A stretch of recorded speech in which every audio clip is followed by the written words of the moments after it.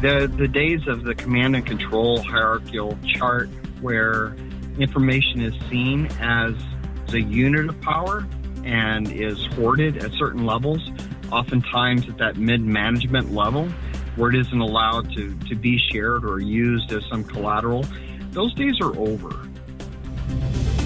Enchanted Sky Media.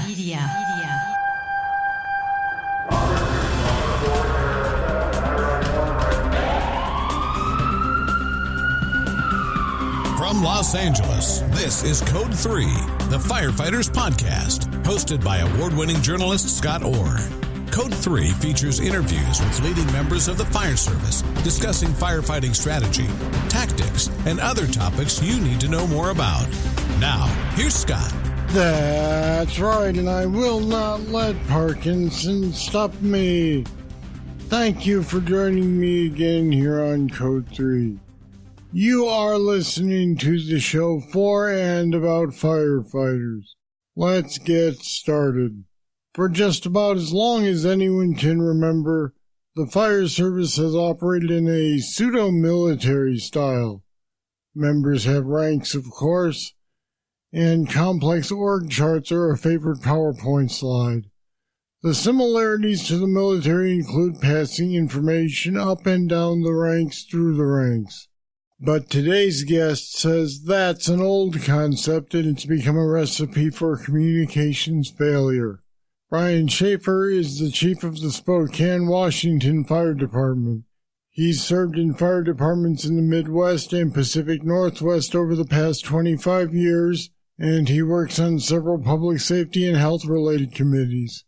He's lectured on issues such as the psychology of decision-making, servant leadership, and high-performing organizations. And Brian Schaeffer joins me now. Welcome to Code 3. Well, thank you. So, you know the old saying goes, if it ain't broke, don't fix it. But you're saying it's broke. What's wrong with how we communicate now? Well, I think I'm saying we can always do better. And every generation that comes through our fire service brings something unique to our industry and to our passion, what we do.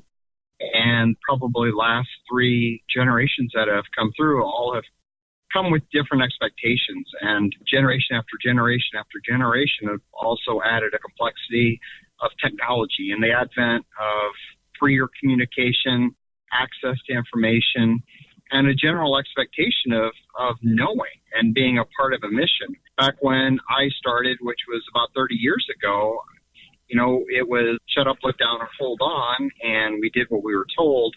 And I think what you'll find now is the generations that are in our workforce, that are our volunteers, that are our residents and our paid-on-call folks, they want to know why, and they really care about why. And most recently, especially with Generation Z, they're really passionate about a mission. They want to contribute. They understand finite resources that we have on Earth, and they want to protect it. They want to protect people's lives, and I think they're more connected to the big picture than any of the generations ever have been. What we have to do as leaders then, both on the company officer level and at the fire chief's level, is we need to leverage those communication methods and the technology to meet that need. There's been a general feeling, I think, in management of a lot of organizations that if you hold on to information, you have more power. But what you're saying here is that we need to disseminate more information and that gives everybody more power? You're reading my mind here. Yeah, absolutely. The days of the command and control hierarchical chart where information is seen as a unit of power and is hoarded at certain levels, oftentimes at that mid-management level, where it isn't allowed to be shared or used as some collateral, those days are over. And more often than not, the people that we have that are in our organizations can really sniff through the BS, and they've got that ability to look for information on their own and to get their answers around the archaic models that we used to rely on. Now, you don't throw the baby out with the bathwater. The command and control hierarchical model is extremely important on the fire ground. the incident commander is still the incident commander. And those strategic decisions or objectives are made there and carried out through the organization. When decisions are to be made in an organization, the same rules. There is a hierarchical chart. People in positions of authority have that responsibility to make those decisions. You can't supersede that. But when it comes to communication, that should be able to flow freely up, down, and all around through all the different planes of an organization without any bias and certainly without any spin. So I think it's safe to assume then that you've tried to apply this standard to your department, and I'm curious how the results have worked out for you. Oh, it's painful. Okay, I'm glad to hear you admit that. Yeah, it's completely painful because you're talking about, in my case, an organization from 1884 that's done the same thing in terms of communication that we always have. The only difference is we added a computer.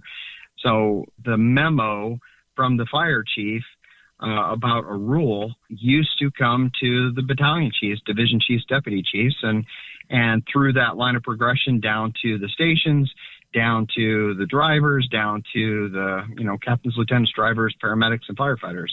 That was the way that we've done business well over 100 plus years, and it certainly worked in the day that that's all they had, and when those expectations were at that level. Now, however, we're changing out. We still have the remnants of the baby boomer generation going out, and that third generation where people are uncomfortable stepping away from what they have always done because it's different and because they felt that they should be contacted first instead of possibly an all email or a message directly from the fire chief to the probationary firefighter, or the probationary firefighter coming in and talking to the fire chief. Doesn't that tend to make the middle officers, the lieutenants, the captains, the battalion chiefs, feel as though they are being gone around? For the purposes of communication, they shouldn't, and we're getting to a point where they're not. For the purposes of decisions, absolutely. The first thing out of my mouth when somebody would come in to meet me, or I would meet and they wouldn't be my direct report, which is an assistant chief or a deputy chief, it would be, have you talked to your officer? And that's specifically for a decision. New piece of equipment, concern about employee X or firefighter Smith. But when it comes to, hey, chief, why'd you make this decision? Or, hey, chief, what are we doing with Station 15? There's no reason to withhold that information. And with the exception of a very, very small minority, our job is really starting to understand that those old ways of doing things and those walls that have been up for years in our passive communication are completely ineffective, and that it is no threat to a captain to have their firefighter talk to a battalion chief or to a division deputy or fire chief. It simply is an evolution in the fire service and growing past what we've always done because that's the way we've always done it. So is most of this communication done by email? No, not really. I mean, on Fridays, you can see me here in the job that I work out in the field, and I will just stop, and I always have, put myself in the system and just run calls. And I'll stop and talk to the crews. There may be a company officer. There may be an acting one. I'll check on, firefighter Smith's new son, talk about that, listen to some of their concerns about the job.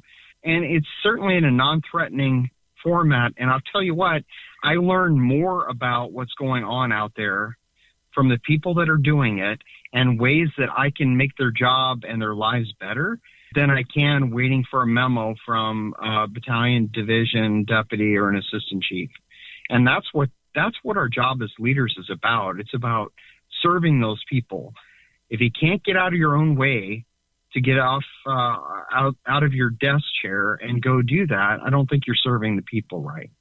So you need to be connected with them, and you have to meet them on their terms. I get text messages from our employees. I get retweeted from our employees. You have to spend the time and the energy with communication is a primary responsibility of leadership. I'll be back with more right after this. Don't miss your chance to get your hands on the hottest logo wear around. Code 3 podcast gear makes you look good and tells the world you're a fan. Now you can wear the Code 3 logo proudly. Just go to our website, code3podcast.com. Click the banner and you'll be able to order an assortment of cool apparel and accessories. And thanks for supporting the podcast that supports firefighters.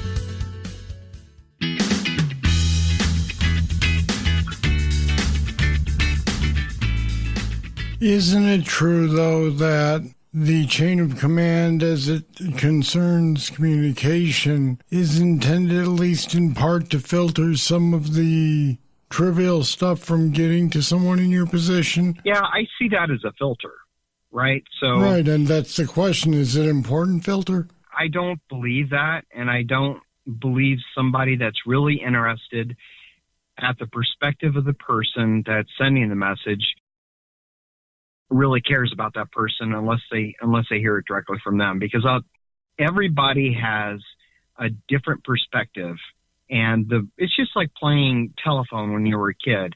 As that message gets passed along, it will get filtered. Who's to say that a receiver, when part of that message or an inflection is removed and it makes its way to the fire chief, that it makes its way the way it was intended? And I think anybody that's been that leads employees or leads other people realizes that you can guarantee it's not. You always have to circle back. So why wouldn't it be more important for us to just get it directly from the horse's mouth, or at least, encourage that to occur? How large is your department? It's only about 400 people.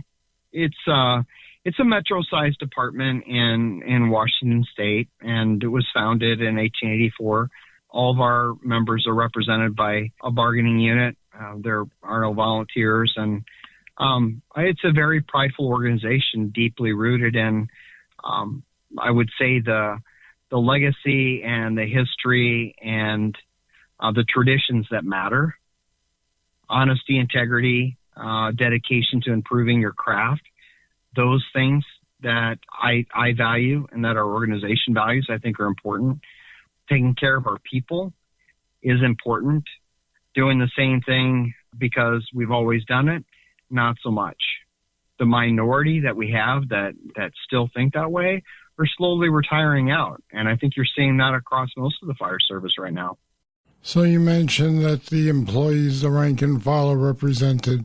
How has the union seen this? Have they weighed in on what they think of this sort of policy? Well, they're in the same situation. I think they're starting to change the way they communicate as well, because the emphasis for them really on communicating not only with their members but with the people in the community is seen. The outcome of that, the outcome of their success, is seen in the ballot boxes.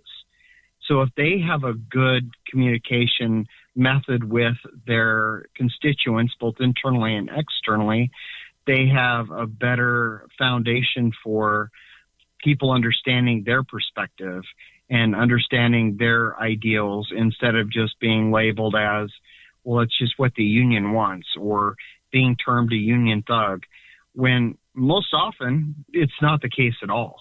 It's connected to firefighter safety or a specific working condition that relates back to the health of their membership. Again, it's really important to communicate with those different generations the way that they accept being communicated to. So you can't go to a retirement home and expect your 120 character tweet to be understood or appreciated. It's probably not going to work, but you certainly can stop by and have a sit-down meeting with coffee and talk to the people at that retirement home and probably communicate with them on a level that they'll understand and appreciate. For the chief who might be listening to you and thinking, yeah, I'd like to give this a shot, how do you start it? Do you just one day begin doing it, or is there a procedure you'd follow? No, I don't think there's a procedure. I think you have to take a purposeful step to meet people where they are, get out of the office, get out from behind the desk, and go see your people where they are, whether they're doing an inspection, whether they're on an EMS call, whether they're at a fire or in the station. Go meet with them and spend time with them.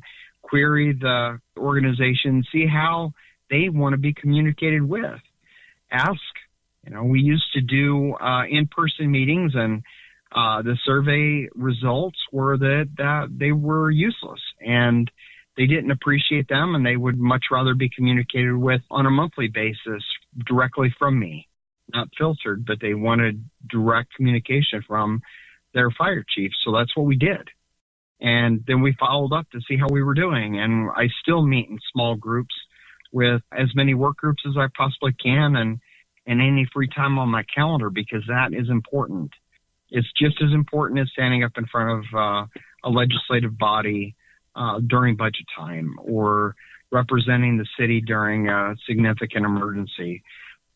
That is just an evolution of the responsibility of fire chief. Sounds good. Thanks for being with me on Code 3 today, Brian. Yeah, thank you very much. It was a good time. And we put some more information about new and better ways to get information flowing on our website at code3podcast.com/communicate. Check it out. Don't forget, you can support this podcast by making a monthly pledge. So if you get something out of Code 3, you can help keep it going. It's easy. Head over to code3podcast.com/support to join the people who are already backing the show. All right, that's it. That's all for this edition of Code 3.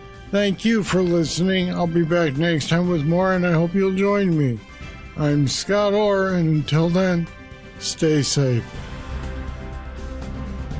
Code 3 is a production of Enchanted Sky Media. To contact us, get more information on today's topic, or to subscribe to the podcast, go to code3podcast.com.